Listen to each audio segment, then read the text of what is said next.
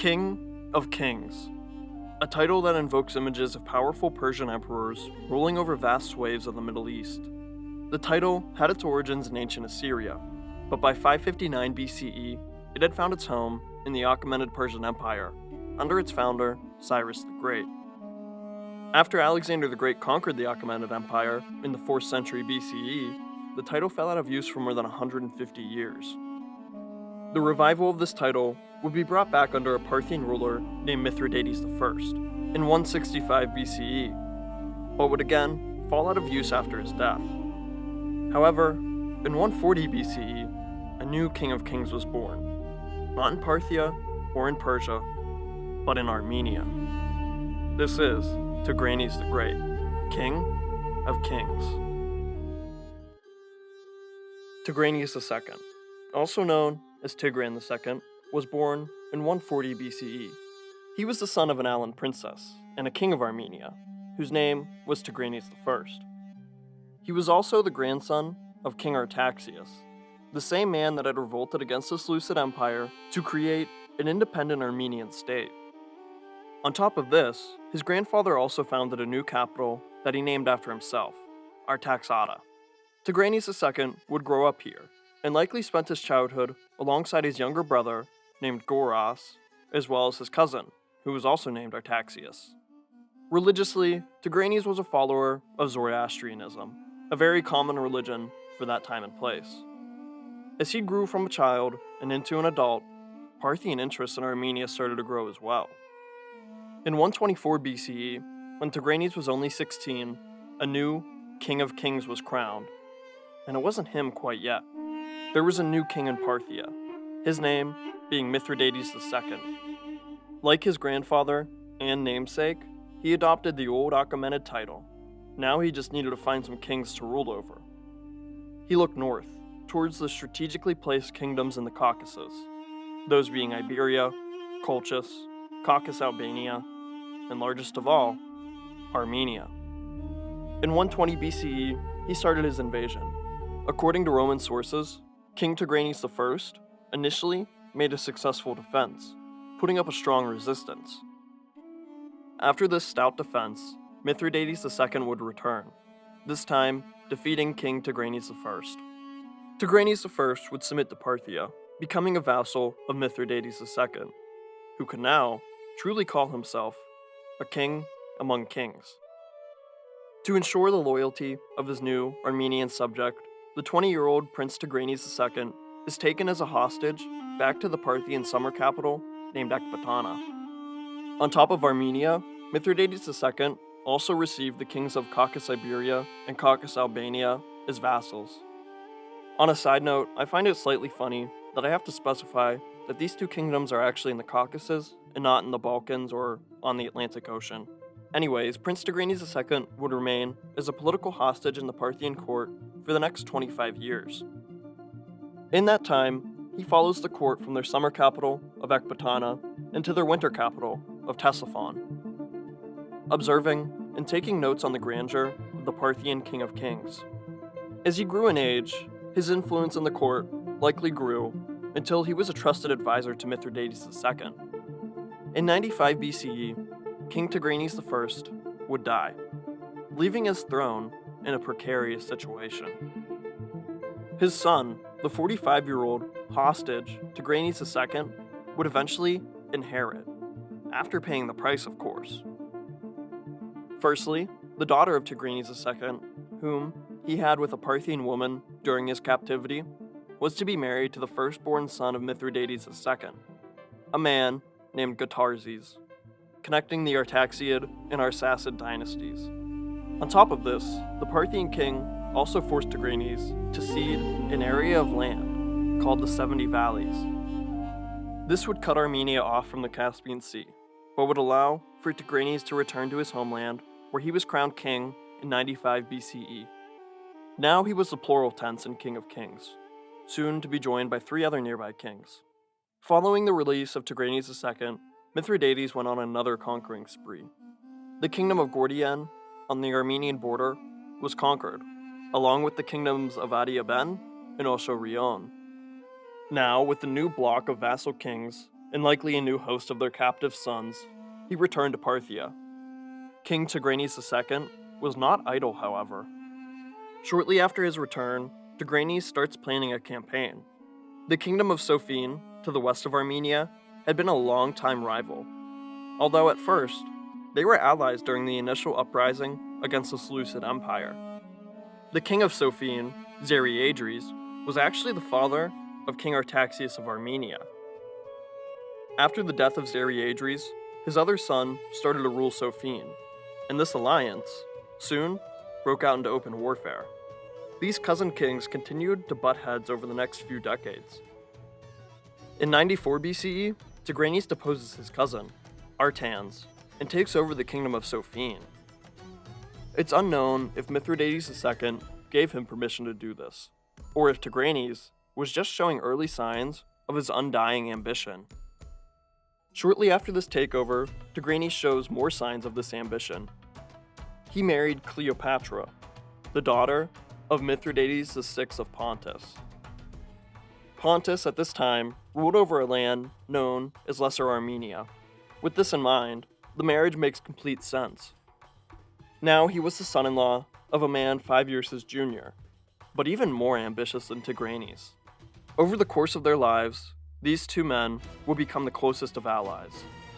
Still, in that same year of 94 BCE, Tigranes deposed another king, one that had no relation to him this time. King Ariobarzanes of Cappadocia was his next target. Tigranes invades Cappadocia and sent Ariobarzanes running. He then installed a man named Gordius, who was a close confidant of Mithridates of Pontus, on the throne of Cappadocia. Ariobarzanes, although deposed and on the run, was still to be feared. He was an ally and friend of none other than Rome, which at this time was a republic that was continuously pushing its boundaries. The furthest east that this republic had managed to push was the province of Cilicia, just south of Cappadocia.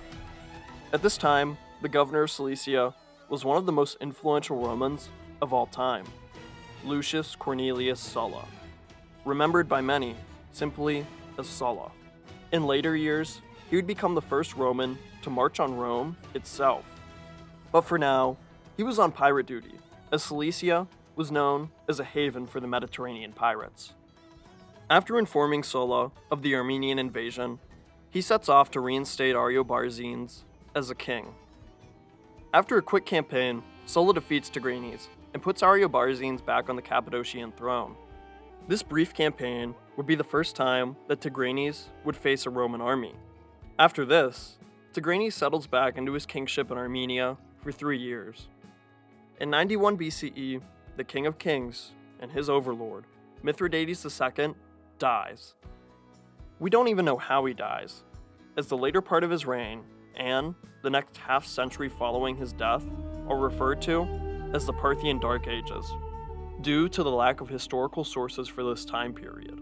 What we do know is that Mithridates would be succeeded by his son, Gotarzes, the son-in-law of Tigranes II. He would take up the more common Parthian title of Great King. One thing we do know about this so-called Dark Age is that it was marked by numerous and near unending civil wars. He wasn't the only regional power locked in a civil war. A year later, in 90 BCE, the son of Tigranes revolted against his father. His name was Xeriadres, and he was likely fighting for the independence of Armenia.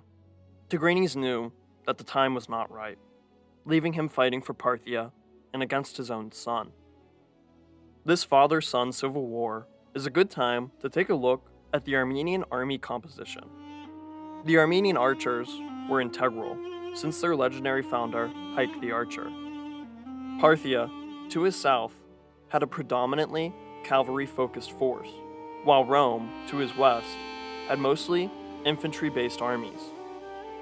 Tigranes and his own army took a more balanced approach, having very heavy cataphract cavalry alongside his mountaineer infantry, in near equal numbers.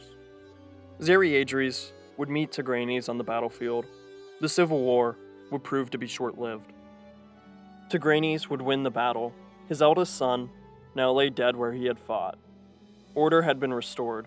Armenia was still firmly in the hands of Parthia. But the Parthians were still slowly falling apart from within. Their hold past Armenia started to fade. Iberia and Albania slipped out of Parthian vassalage. To fill this power gap was Tigranes, who, in 90 BCE, installed his cousin that he had grown up with, Artaxias, as king of Iberia. He was already married to the daughter of the previous Iberian king, and after a palace coup, both the Iberians and the Armenians were happy to allow for the rule of Artaxias. Albania's king came to a deal with Tigranes and became his vassal. Now the Armenian king had his very own kings to rule over. With this, and his alliance to Mithridates of Pontus, his northern flank was completely secured by the Caucasus mountain range. Over in Cappadocia, tensions were once again boiling over. Tigranes, with Pontic support, re-invades Cappadocia. For the second time, he sends King Ariobarzanes running back to Rome for help. A deal between Tigranes and Mithridates was made. The Armenians would take all movable goods, including people, from Cappadocia, while the men of Pontus would take all immovable objects, including the land itself. This time, the Pontic and Armenian aggression would turn the gaze of the entire Roman Republic onto them. Rome sent a legion that reinstated Ariobarzanes by 89 BCE. Mithridates of Pontus did not submit after this, but put his foot firmly down on the pedal, as well as on all the necks of every Roman in the Anatolian peninsula. Mithridates retook Cappadocia, then in the next year of 88 BCE, he orchestrated an extremely well-planned genocide of every single Roman in the Anatolian peninsula.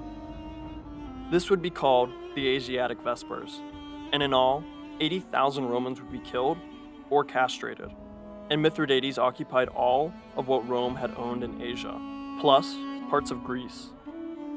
Just when what the Romans would come to call the First Mithridatic War started heating up, Tigranes was forced to abandon his ally. Not really at his own choice, mind you. His Parthian overlord and son-in-law, Gotarzes, had called for his assistance. The Scythians, nomadic horse lords from Central Asia, had invaded the still infighting Parthian Empire. At the same time, the remnants of the once mighty Seleucid Empire invaded Parthia from the west. Under their last half-competent king, Demetrius III Theos, the Seleucids captured the Parthian great king Gotarzes. With his son-in-law now captured, never to be seen again, nothing was holding Tigranes back from abandoning the quickly crumbling Parthian Empire. He returned to Armenia. From July to August of 87 BCE, Halley's Comet was visible in the Armenian sky for an entire month.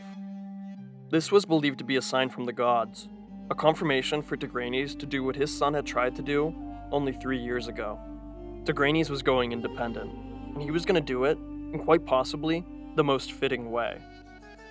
While his reign as a vassal king had started by ceding the 70 valleys, the start of his independent reign would begin with a reconquest of the valleys. His armies stormed over the border, taking back the valleys and reconnecting Armenia to the Caspian Sea. Continuing south, Tigranes pushed into Media Atropatene. Here, he installed a king, who was now an Armenian vassal instead of a Parthian one. Tigranes and his force kept going, deeper and deeper into Parthian lands. Soon the landscape started to look very familiar to Tigranes. The Parthian summer capital, Ecbatana, was within eyesight. Tigranes had spent a large portion of his captive life behind these walls. Now he stood outside of them, with an army of his fellow countrymen. He would sack Ecbatana in 87 BCE, taking all treasures and captives back to Armenia. Veering west, he installed another 2 loyal vassal kings, one in Gordion, the other in Adiaben. Still going west, he decided to conquer the land south of Sophene, known as Osirion. To ensure the safety of these newly captured lands, he then installed his brother, Goros, as the governor of a city called Nisbis. After conquering the majority of northern Parthia, Tigranes returns to Armenia, which was now the seat of an independent and expanding empire. By 85 BCE, he starts to use the title of his former captor, Shah and Shah, or King of Kings. On his coins, Halley's Comet can be found, signifying his celestial appointment. Tigranes was the first of very few Armenian men to claim the old Achaemenid title of King of Kings. He always wished to show that he really was a king over kings. According to Roman historian Appian, he never ventured anywhere without at least 4 subservient kings at his side. He had learned this style of ruling during his Parthian captivity under Mithridates II, but rose to power alongside Mithridates VI. In 85 BCE, the First Mithridatic War came to an end. No borders changed, and the status quo was restored. An uneasy status quo at that. By 85 BCE, the once mighty Seleucid Empire was now a husk of its former self, and confined to only Syria, Phoenicia, and now Cilicia. Through the leadership of Emperor Philip Philadelphus, they managed to keep themselves together. In 83 BCE, this king would die suddenly, leaving his boy king's son as heir. With Rome continuing to push against Seleucid lands, the people of Syria took matters into their own hands. Instead of becoming subject to a child, they instead asked Tigranes to become their new king. He accepted the submission of the Syrians and looked to conquer the last land still controlled by the Seleucids, Phoenicia and Cilicia. Splitting his army to make quick work of the Seleucid remnants, he gave the command of one half to his son, Tigranes the Younger. He retained control of the other half, and together, the two Tigranes took the lands, the younger going south to Phoenicia, and the elder going west to Cilicia. The Seleucid Empire was now all but dead, although they still controlled a few coastal cities in Syria and Phoenicia. Tigranes was now the inheritor of one of the classical age's final Greek kingdoms. He decided to fully embrace this culture that had invited his rule. Taking many of the Greeks that he had just liberated back to Armenia, he began the construction of a city grand enough to be named after himself, Tigranokerta. This city, located in the center of his realm, was to become a representation of his entire newly created empire. Greek theaters and agoras, alongside Armenian-styled Zoroastrian temples with Parthian worshippers inside. In the Middle East, it is likely that during the time of Tigranes, it was one of the most diverse cities in the region, a seat of power that centralized the Armenian Empire. While the Seleucid conquest and city building was happening, the Second Mithridatic War had just broken out, only 2 years after the first one. The two allied kings likely supported each other's wars in one way or another. Whereas Tigranes would win his, Mithridates of Pontus was not so lucky. The war only lasted 2 years from 83 BCE to 81 BCE, and would again result in a stalemate and a return to an uneasy status quo. Mithridates did not remain stagnant. Following the conclusion of the Second Mithridatic War, he set his eyes on Colchis, a Georgian kingdom just to the west of King Artaxias of Iberia. As Tigranes had installed his cousin on the Iberian throne, so too would Mithridates install a family member in Colchis. His son, Mithridates the Younger, would rule, stretching the shared Armenian-Pontic border even more. In 77 BCE, the influence of King Tigranes the Great had reached its precipice. Without even setting foot in it, the kingdom of Judea and the city of Jerusalem began offering tribute in the form of money and gifts to Tigranes. Tigranes did not offer protection or vassalage, but he did wish the Judeans the best of luck. They would need it in the coming decades. A year later, while hunting, Tigranes became involved in an accident. He could have died. His condition was uncertain throughout the 64-year-old king's recovery. One of his sons did not care.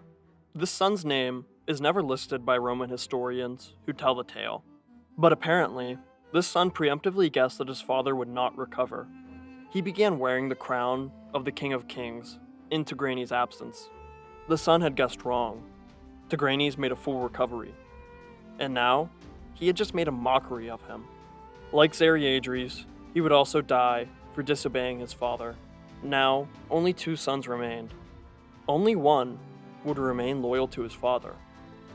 After his recovery, Tigranes got back to governing his realm that stretched from the Mediterranean to the Caspian Sea. In 74 BCE, his father-in-law would begin the third and final Mithridatic War. After a few defeats, Mithridates faces a Roman army at Kybra. In 72 BCE, he would be defeated by General Lucius Licinius Lucullus. Mithridates had exhausted his manpower and turned the whole gaze of the Roman Republic onto himself. With nowhere left to recover, run, or hide in Pontus, he ran all the way to Armenia, into the protection of his son-in-law. Pontus and Lesser Armenia would be conquered by General Lucullus, but to win the war and be granted a triumph, he needed the King of Poison, dead or alive. In 71 BCE, Lucullus wrote to Tigranes, demanding him to give up Mithridates. Tigranes rejected. Now, this newly built Armenian Empire was destined to face the Roman menace of the Mediterranean. In the spring of 69 BCE, Lucius Lucullus would begin his invasion of Armenia. Perhaps to test this new foe, or his own cavalry, Tigranes sends out a detachment of 3,000 Armenian cataphracts, hoping to scare off the 20,000 Romans and their allies. It did not go well. The Armenian general lay dead where he fought, alongside hundreds of his own men. After hearing of the news, Tigranes leaves his capital to recruit a proper army. The Roman legion, accompanied by Thracian, Galatian, and Bithynian allies, forced marched themselves all the way to Tigranokerta in only 2 months. Tigranes was still out recruiting when Lucullus reached the walls that bore his name.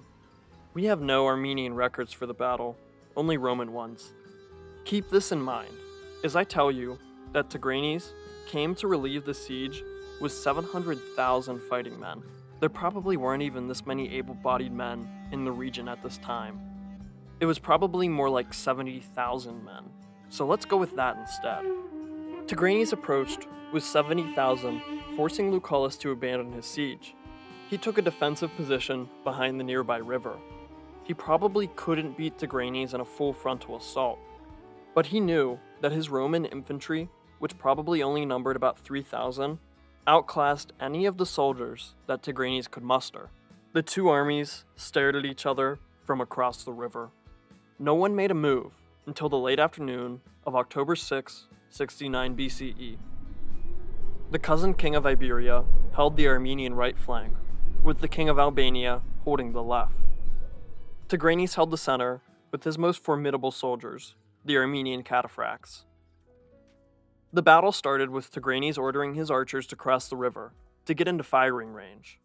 At this same time, Lucullus took his Romans and marched them swiftly around the city of Tigranokerta and behind the Armenian army. Tigranes had no idea, as Lucullus hid his 3,000 behind a hill. As Tigranes pushed his army forward, the three separate portions lost cohesion and began, overconfidently and unreformingly, marching towards the river. At this moment, Lucullus sprung his trap, appearing on the hill behind the unorganized and ill-prepared cataphracts. Lucullus charged into the flank of the cataphract, their heavy weight now slowing them down against the highly organized legion.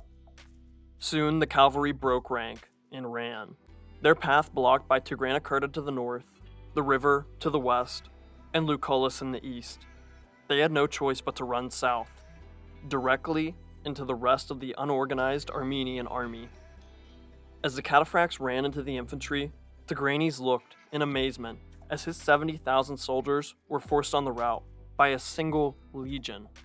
He was forced to retreat, leaving his archers abandoned to their fate on the opposite side of the river. Tigranes had lost a second battle to a Roman army. This one was especially embarrassing. As for his recently constructed capital, it would fall to Lucullus as well, but not in a siege. The downfall of his multi-ethnic capital city would be the Greek inhabitants that he had invited and brought to Tigranokerta. After watching the fleeing of their king, the Greeks inside took over Tigranokerta. Taking possession of the gates, they invited the Romans in, making sure to point out the Armenian populace inside. Tigranes retreated north to his former capital of Artaxata, gathering another army and combining his force with the man who had brought the Romans here, Mithridates of Pontus. This time, Tigranes had a new strategy in mind. What's the point in formations when you have enough cavalry to outnumber your foe 3-1? Charging was the game of the day, always a viable strategy. Lucullus arrived in early 68 BCE after occupying Tigranokerta.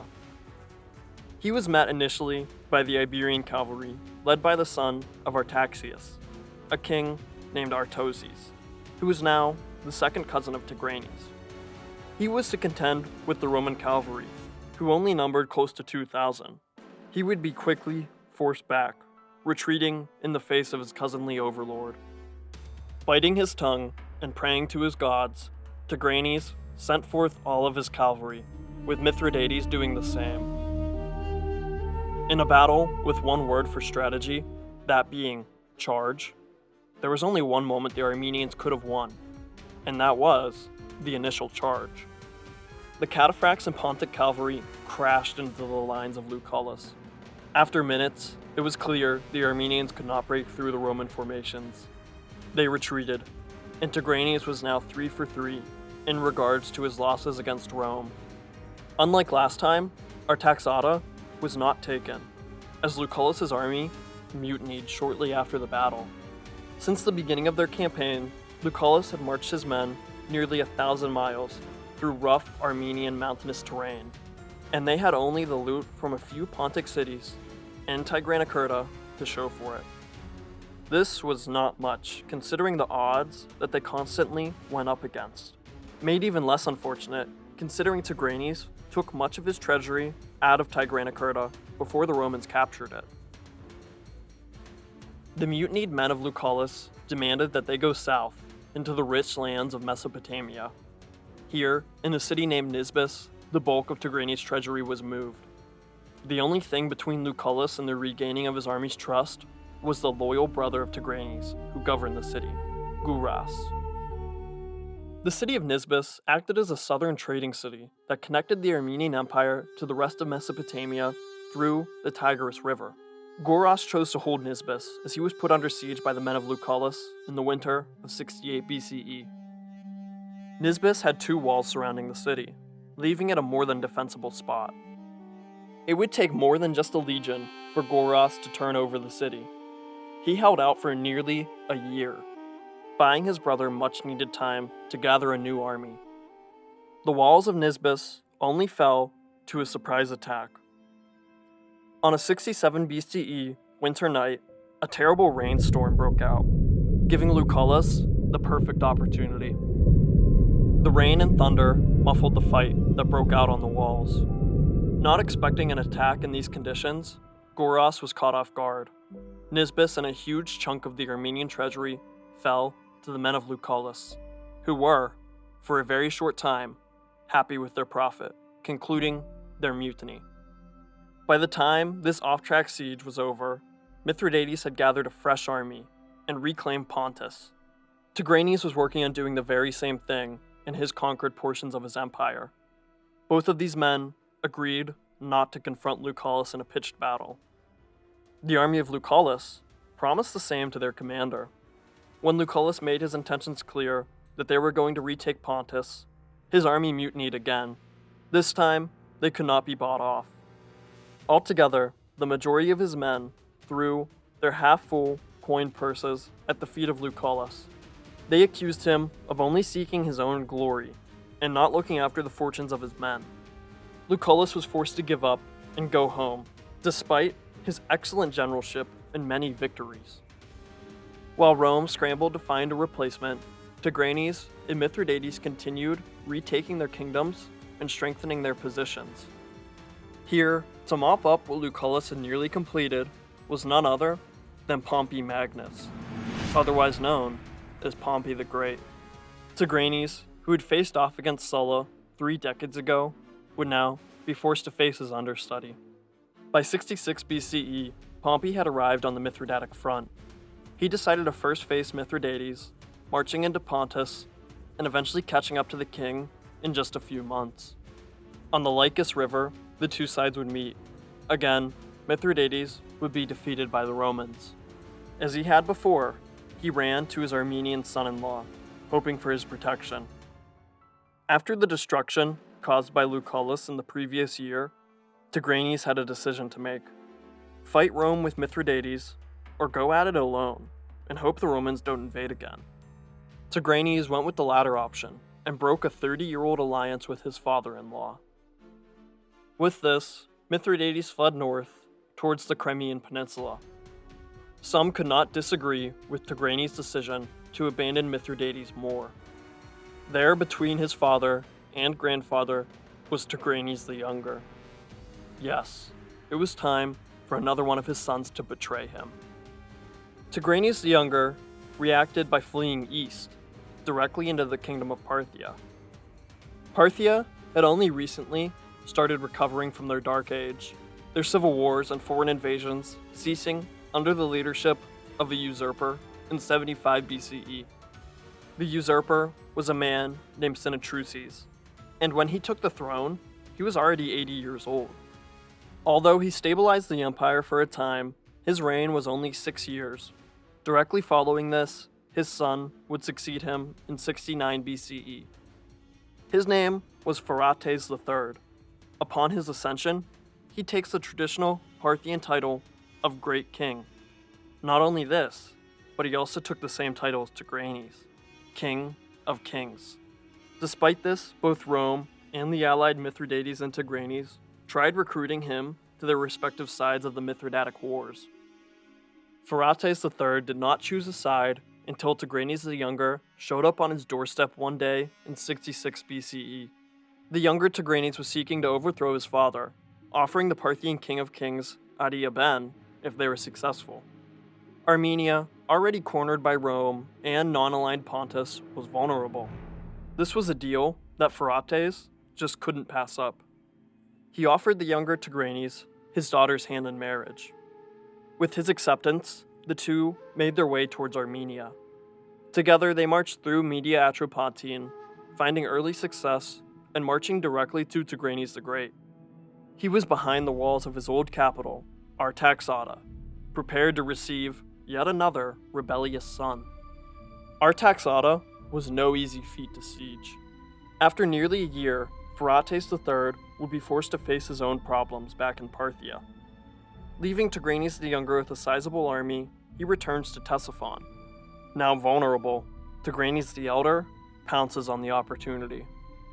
Sallying out of Artaxata, Tigranes meets Tigranes in an open battle. The elder Tigranes would win this Parthian-sponsored civil war, his son retreating with his allies. Tigranes the Younger would not return to Parthia with them. Instead, he ventures west, joining the Roman general, Pompey. Tigranes hoped that by abandoning Mithridates, he could delay a Roman invasion as they chased after him. He had miscalculated, not bringing a third, rebellious son into that equation. His plan had backfired. Now Pompey began his invasion of Armenia alongside Tigranes the Younger. Pompey marched unopposed to Artaxata, setting up camp and preparing to siege the stronghold. At this point, Tigranes had went 3 for 3 against Roman armies, and this was the largest one yet. Instead of fighting, the war-weary King of Kings surrendered to Pompey the Great outside of Artaxata. Alongside Pompey was Tigranes the Younger, who was appointed to rule the kingdom of Sophene. He was also to succeed Tigranes the Great as king of Armenia upon his death. Tigranes the Elder was forced to give up all of his conquests, keeping only Gordian and the 70 valleys. The rest would be split between Rome and Parthia, an action that the Romans would come to regret for decades. Tigranes the Great was also forced to give away huge amounts of his treasury. With his vassal kings gone, Tigranes could no longer call himself King of Kings. Most embarrassing of all, he was forced to become a Roman vassal. He would now start and end his reign as a vassal to a much more powerful country. In exchange for this, he protected his people from more war and invasion. Tigranes the Elder would get the last laugh over his son, however. As Pompey marched north towards Mithridates, Tigranes the Younger continued trying to overthrow his father.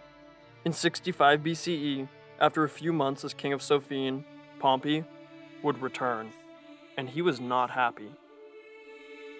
Pompey imprisoned Tigranes the Younger and sent him back to Rome, where he is never heard from again, likely dying in captivity.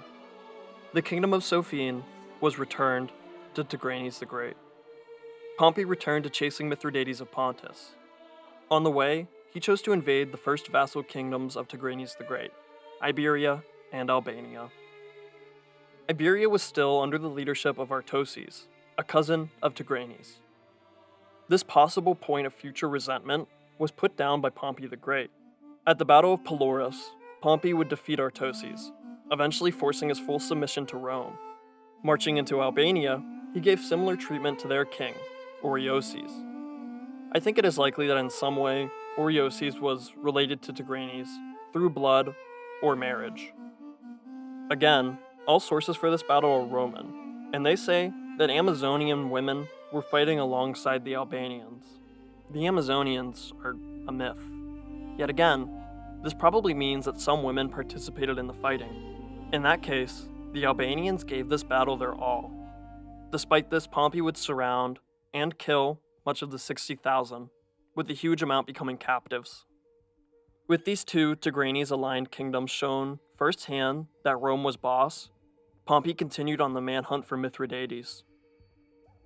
Recently, the King of Poison had taken over his son's kingdom, centered around the Crimean Peninsula.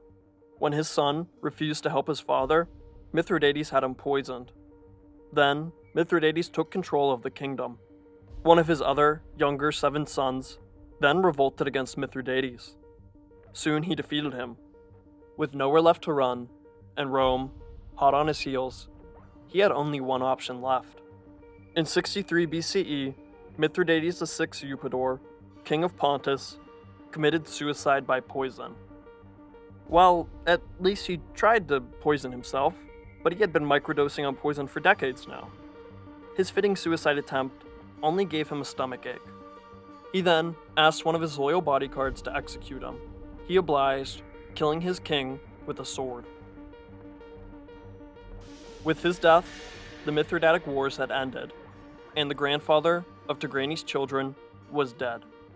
Many point to Mithridates as the main protagonist in the Mithridatic Wars. I mean, just look at the name. While Tigranes acts as something of a loyal ally and sidekick. I believe this needs re-examined to a degree. I feel as though Tigranes could have been the one pulling the strings here. After spending 20 years in a Parthian court, he likely knew a thing or two about diplomacy. Mithridates may have faced Rome single-handedly for a time, but likely wouldn't have had the gall to do it without an ally like Tigranes the Great. Let me know what you think in the comments. Do you think Tigranes had more of an impact in the Mithridatic Wars than he is given credit for? For 10 years, Tigranes reigned as a peaceful vassal under Rome until his death in 55 BCE at the age of 85. Tigranes represented the greatest territorial expanse that any Armenian king would ever rule over. His empire, stretching from the Caspian and all the way to the Mediterranean. He was part of the final block of Greek versus Roman conflicts. One of the 2 men who led the Greek coalition, despite being Armenian. In his time, Tigranes would be betrayed by 3 of his 4 sons, the final proving to be his downfall. He would be succeeded by his only loyal son, who would become King Artavasdes II. Although Tigranes started and ended his reign as a vassal king, for the 20 years in between, he was king of kings, and vassal only to his gods.